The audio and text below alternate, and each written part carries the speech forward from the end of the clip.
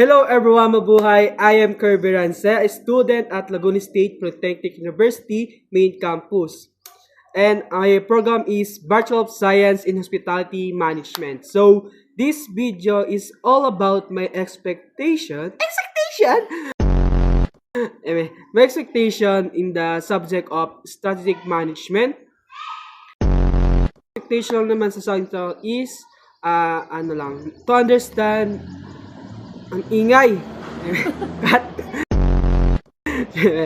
To understand how organization plan for the future and kung paano sila nakakagawa ng mga effective decisions for their businesses.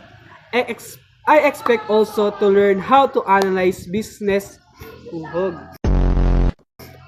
situation. I also expect na learn how to analyze business situation and yung mga SWOT analysis that can be used in real life pag may mga businesses na tayo or ako. So, and lastly, I also expect for this subject na mag-improve yung yung critical thinking ko, problem solving and leadership skills, which is makakatulong sa akin sa soon in my future career. Yun lang.